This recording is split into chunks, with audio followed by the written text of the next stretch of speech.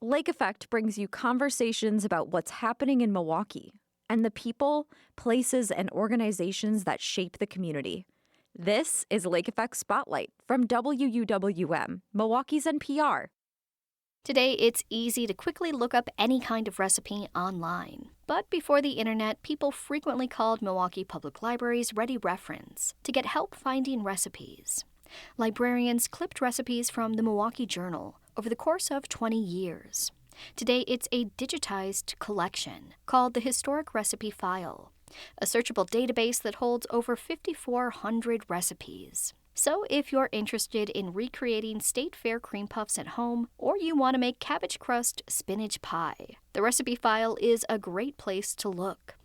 Library Services Manager Christina Gomez joins Lake Effect's Audrey Nowakowski to share more. So, what is the historic recipe file and how was this compiled? Yeah, so the historic recipe file is actually a collection of hundreds of recipes that were clipped between 1960 and 1980 by librarians at Milwaukee Public Library. And they clipped these recipes directly from the Milwaukee Journal and the Milwaukee Sentinel. We would get lots of calls here at the library, people asking for these recipes, before the internet. So we decided to collect all of these so that we could share with people via phone. As you mentioned, it's one of the things we take for granted on the internet is instant, access and you can look up information, recipes. But thinking about a librarian double checking a newspaper clipping for someone is really endearing to me, like at the ready reference desk, ready to answer recipe questions. Yeah, and they were super popular. We've always had cookbooks, but folks were really into the recipes that were published in our daily papers here in Milwaukee. And a lot of them actually were recipes from local restaurants, things that had relevance to our region. Actually, one of my favorites is there was a recipe for the State Fair cream puffs.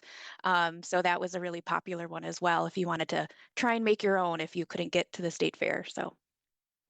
As you mentioned, the collection of these recipes offers a glimpse into the foods that were popular in Milwaukee decades ago.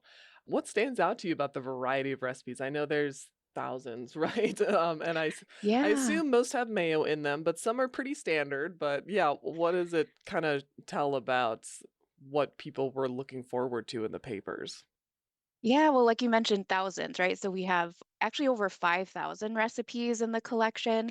What stands out to me is the wide range of international options. I think that surprised me a bit, to be honest.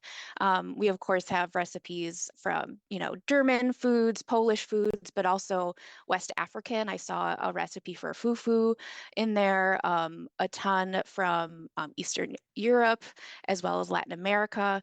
So that's always really fun to browse through. So many with gelatin. I think that along with the mayo, it's kind of like, okay, what were we doing with gelatin at this time? Lots of meats in Jello and things like that. So blast from the past for sure. And yeah, another that stood out to me is the wide range of vegetarian options. That was a bit surprising. I don't necessarily think of that when I think of those decades when I was looking through. Actually, my niece is vegetarian, so I was kind of looking through it and what kind of stood out to me, there was one for dandelion omelet.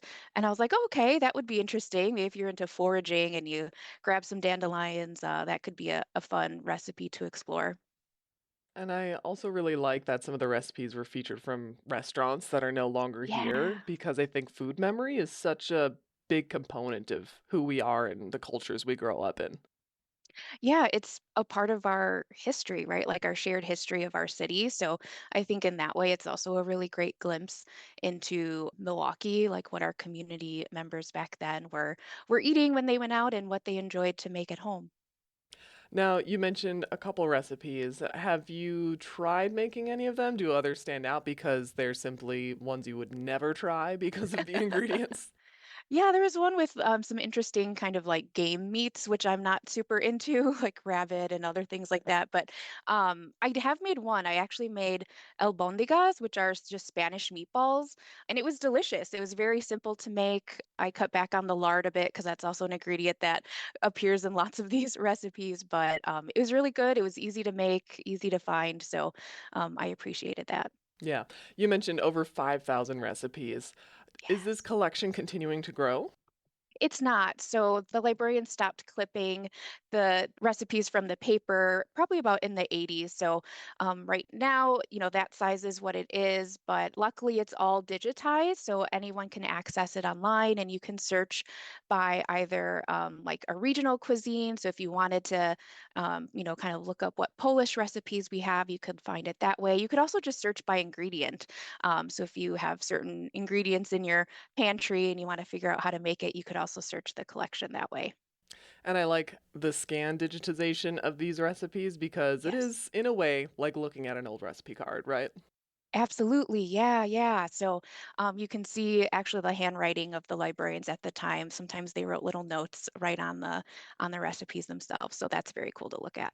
I love it. Well, definitely a lot to explore here, and I might try my hand at one of these recipes. So, Christina, Yes, do thank you it. so much for sharing more about the historic recipe file. Yeah, thank you so much.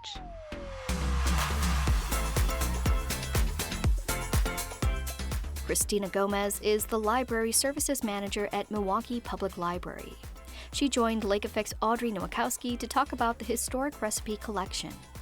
At WUWM.com, you can find a link to the recipe collection and explore our past Books and Beyond conversations.